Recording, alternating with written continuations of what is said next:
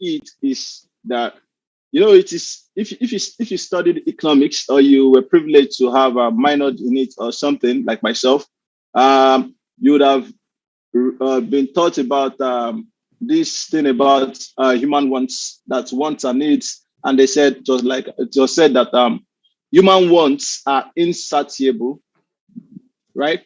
Human wants are insatiable, so which means human wants cannot be satisfied. Once a particular has been satisfied, you would always want a new thing. Today, you want the latest iPhone. Once you have it, you're already thinking of the latest Samsung. Once you have it, you're already thinking of the latest this. Once you have it, it could be wears, it could be wristwatches, it could be anything at all. Human wants are insatiable. Okay, so which means that we are always looking forward to satisfy to the next want. And once it has been satisfied, it becomes insatiable again. Does it make sense, everybody? Yeah. Good. So, funny, but the truth is, the same thing is applicable in the market. Okay, the same thing is applicable in the market, and that is the concept of efficiency and inefficiency. Don't worry, I'll show you a number of stuff now. But just before that, let's not jump. The first thing we need to talk about today is order block. Let me look for that curriculum.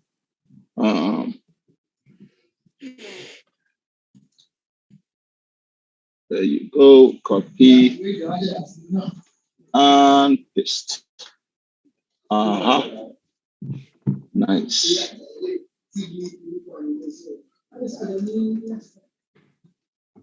Order block.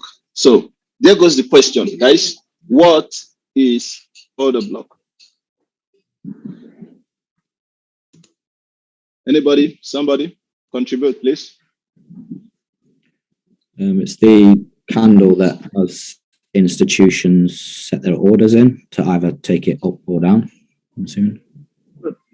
Good. So that's one view. Any other person? I really enjoyed our session the last time because we're all contributing and it was really interesting. So please, let's maintain that momentum, okay? Because the more you contribute, the more I can give you more, actually. Because the truth is, I don't have any, you can see I'm not sharing slide with you.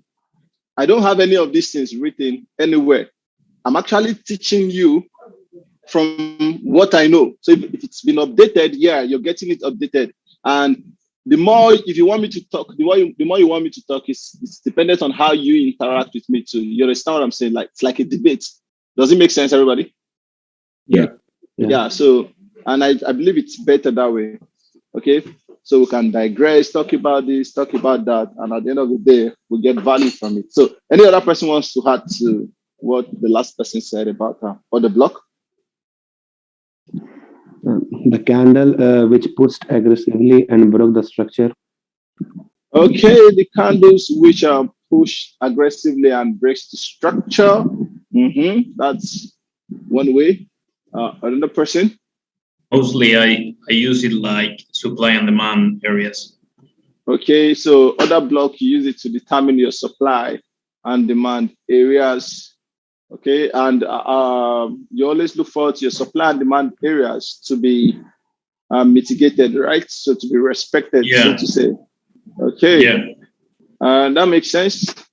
That makes sense. Now, the first thing I want you guys to get rid of in your understanding about order block is the concept of institution having their orders in a particular candle. Okay, now it works this way.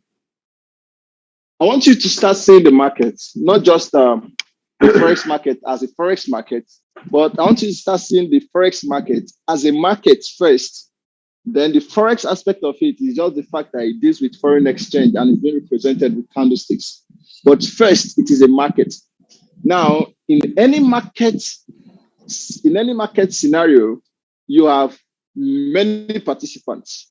Okay, you have many participants, just like you have, just like you've been taught in the basics of forex. We talked about the market participants, which are the retailers, the hedge funds, the banks, the government, and the likes. Okay. Now, in any market situation, there is the participant. And look, in the physical market, you have key participants like government. You see how government tends to intervene with price floor and price ceiling. For those of us who did economics, for those of us who did the economics, you're talking about how government tends to determine certain price for products in the market. Then you see we have the sellers, we have the buyers.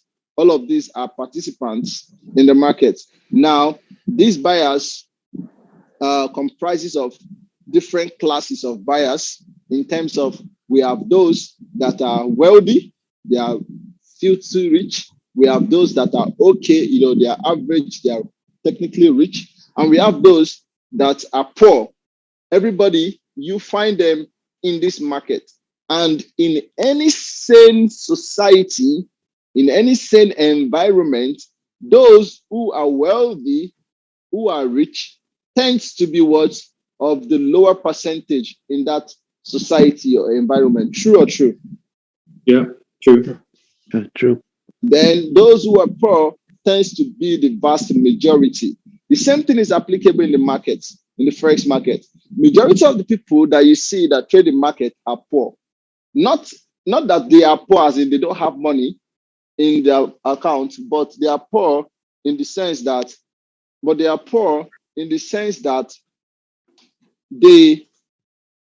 their mentality towards trading is actually poor. Okay, so the way they apply in the physical market based on their pockets, now in the forex market, they apply it based on their mentality, based on their thinking. So they think poor in the market. So it's not their fault. It's not their fault. It's just the fact that it is being controlled to an extent. Okay. And when we say it is being controlled to an extent, who is actually controlling these things? If you look at the physical market is being controlled by the government. But the government doesn't have full control. They just have control to a certain level where they can manipulate certain things. So the same thing happens in the forex market. They don't have full control about the market, but they can control your education. Okay, they can control the kind of education you are going to be exposed to when you start learning forex trading. And this kind of education shapes you into believing that this is how it works, because the vast majority is actually telling you